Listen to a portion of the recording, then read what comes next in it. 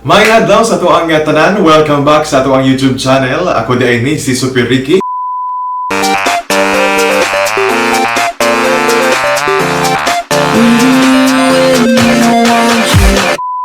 Sa tanang mga Bisaya, kumusta kitang tanan? Manghinaot ko nato sa maayong kahimtang. And of course, karong nga episode sa ato ang channel, ato ang pag-istoryahan, ang kaniadto na po sa itong channel, ma-check po ninyo ang katong Bisaya sa mga colors, Bisaya sa mga numbers, na i-check lang niyo sa ato ang channel. Sa link description below sa ato ang video.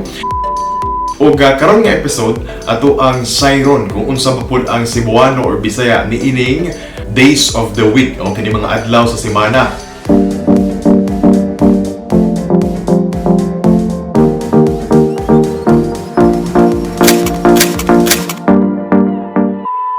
Sa itong common gid na hibalaan sa tanan, ginagamit po naton sa pagkakaroon ang Monday, Lunes, Tuesday, Martes, Wednesday, Miyerkules, Thursday, Huwebes, Biyernes, Friday, then Sabado, Saturday, Sunday, kay Domingo. So kanang ato ang nahibalaan gyud nga mga Bisaya sa maong mga adlaw. But naapay mas low gyud niini, although mag-vary po siya sa uban pong nga mga lugar po no.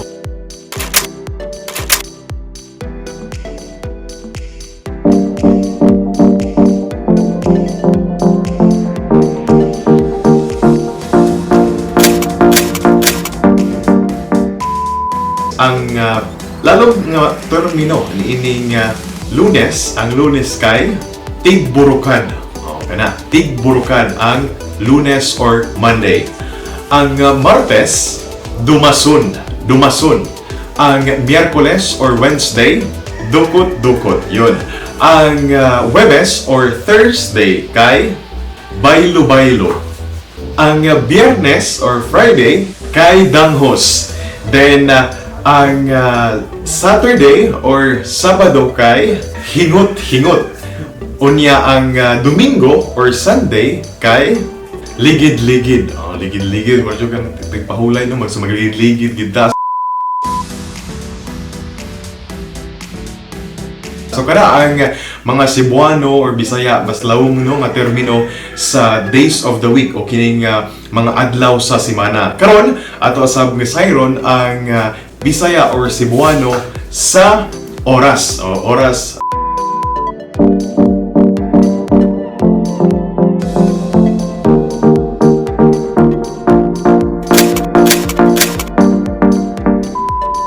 Hibala nato nga pag alauna muna alauna sa hapon, alas 2, alas 3, alas 4, alas 5, hangtod na alas 12. Pero napag mas lawom ni ini nga mga termino.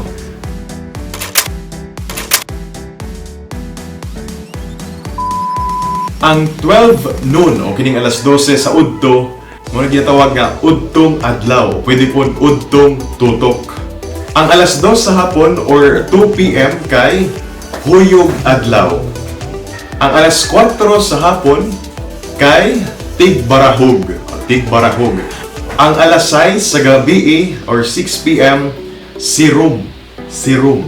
Ang alas 8 or 8 PM tig-iyapon. Ang alas 10 sa gabi or 10 PM kay tig-baranig. Ang alas 11 sa gabi or 11 PM, unang nga pamalo. Ang alas 12 sa tungang gabi kay or 12 midnight, tungang gabi. Sa tungang gabi. Ang alas 2 sa kadlawon or 2 AM, ikadurhang pamalo. Ang alas 4 sa kadlawon or 4 AM kay ikatulong nga pamalo. Ang alas 5 sa buntag or 5 AM kay tigburugtaw. Ang alas 6 sa buntag or 6 AM kay butlak adlaw. Ang alas 8 sa buntag or 8 AM kay tigparanugpo. Ang alas 10 sa buntag, finally 10 AM kay tig-iritlog. Pero tig-pangitlog manok no, pero tig-iritlog. Muna ang mas lawong pa yun kayo nga Cebuano nga wata masayod nga daadi ng aning mga termino sa maong oras o kining adlaw sa semana.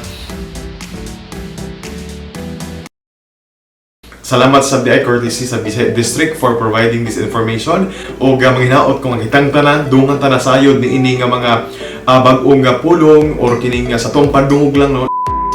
So, kana manghinaot kung natin nakatunan sa karon nga sa ato ang channel, and ayaw kalimot na mo subscribe sa ato ang channel diri sa ubos o i-click ang notification bell alang sa isgutan ng Bisaya. We are proud Bisayang dako sa mga taga Cebu, sa mga taga Bohol, sa mga taga Misamis, sa mga taga Mindanao, tagbina sa Dakbayan sa Davao. Daghang salamat kaninyong tanan and suportahan nato of course ato ang palambuon ang ato ang pinulungan mga ang Bisaya or Cebuano. So daghang salamat to ug ay kalimot sa bisag mga dili Bisaya din ha nga mag-subscribe sa ato ang channel. Again, this is Super Rikki. Mag-ampingtan tanan kina agi hapoy COVID-19 pandemic, magsulog tag face mask, face shield ug obserbahon nato ang social distancing aron nga magpabilin tang luwas labi na sa ato apong mga isig kaingon. Daghang salamat. Dalaygon ang Dios.